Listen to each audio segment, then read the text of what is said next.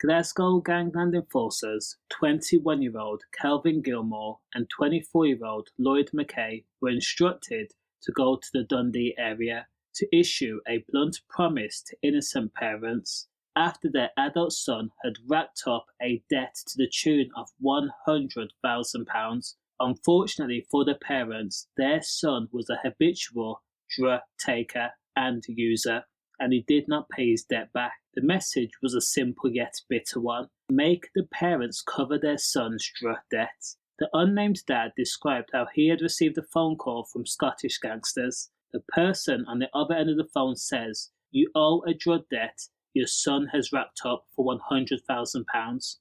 The stern and serious caller then says, "You better sort it out with your boy or it's going to get taken out on yous," meaning both the dad and the mum. And before the dad could plead his case, the line was then disconnected. The dad then raced home to hear his wife, Mercedes' alarm go off, and a billow of dark smoke in the distance. When the dad looked, their luxury car was engulfed in flames. Scorched beyond recognition, 999 was dialed, and police and Scotland Fire Brigade rushed to the scene.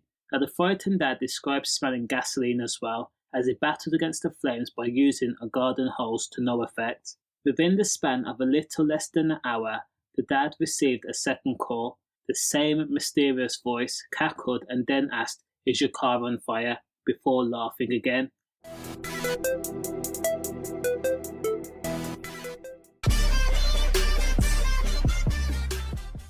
When the unnamed dad registered the fire with the insurance company, the settlement figure was also limited, which meant that not only did the dad have to take on the £100,000 drug debt due to his son's silly decisions, but also the Mercedes was left with a £21,000 deficit. When police investigated the incident, police looked through CCTV across the Tayside area. Scotland Gang Unit Division also stumbled on the CCTV after scouring over 1,000 hours worth, and it showed known Gangland enforcers Kelvin Gilmour and his pal Lloyd mckay, who was also an enforcer, entering a petrol station in Dundee, close to the victim's home. The duo had used Lloyd mckay's car to travel to the area also, and they had travelled from Glasgow.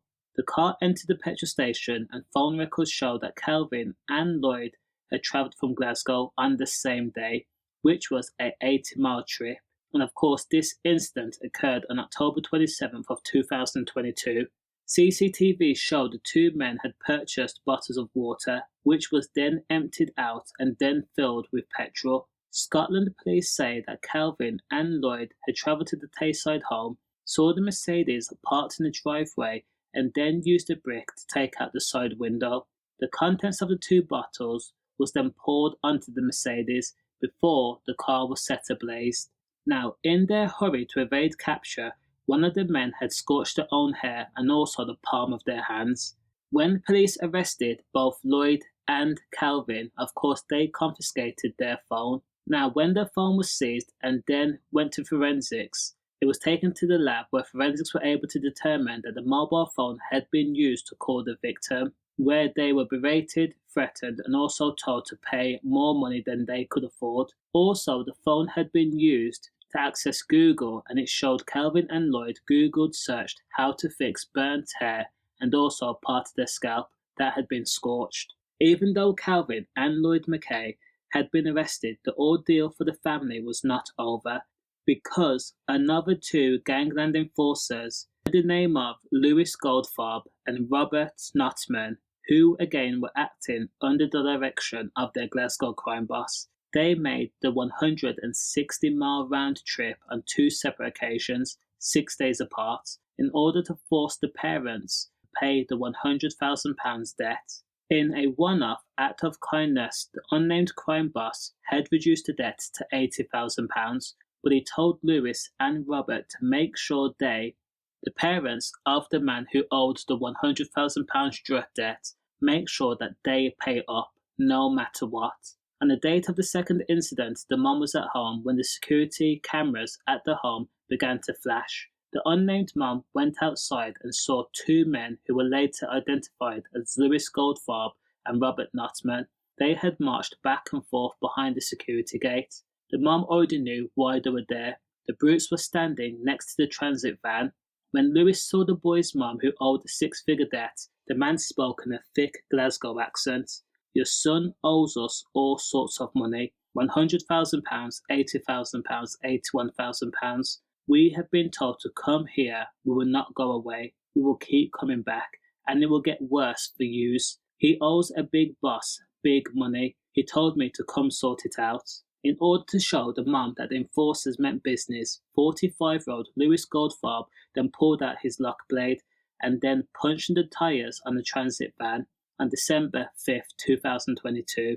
Now, just 6 days later, Lewis and Robert had made another 160-mile round trip. Lewis Goldfarb and Robert Notman attempted to break into the parents' home by making their way through the front security gate and then banging on the door to get the parents' attention. After Lewis screamed, "Let us in, let us in, let us in now," Lewis and Robert then pulled out their blades and waved it in full view of the security cameras. The brutes then put the window in. The mum had immediately dialed 999 and she was afraid, deathly afraid, when she realised that Robert and Lewis were using the blade on the van now once again. Remember, their Mercedes had already been set ablaze and they were already down £21,000 due to their son. Next, Lewis and Robert jumped and swiped before latching onto the CCTV cameras and cables. The CCTV system was then ripped from the wall before being trampled on to remove evidence from the extortion attempt. Police quickly arrived at the scene, but by this time both Robert and Lewis had already made their escape. Now, police took pictures of the crime scene, especially of the removed CCTV system. Police were then able to trace Lloyd Goldfarb, and within 2 hours, Lewis was stopped and found to have a lock blade on his persons tucked away. Now, Lewis Goldfarb and Robert Notman were both known to police, as they had previously been arrested by Scotland police and also served time for violence and extortion and drug dealing, while Lewis Goldfarb was jailed for 2 years after pleading guilty to intimidation and extortion and other offences. Lewis's defence team says that the enforcer was genuinely remorseful for his actions. As the person whom owned the debt, he had nothing to do with the hard-working parents. As for Robert Notman, he had suffered a heart attack while on remand and his sentence was deferred, but ultimately Robert Notman had been jailed for 18 months. Now, Lewis did not learn his lesson, however, because when he was housed in a maximum level prison, prison staff had spun his cell and found a phone and SIM card tucked away. Now, it was believed that the SIM card had been used to make orders to other criminals on the outside, but police could not determine if the SIM card had been used to sell drug or arrange contraband into the prison.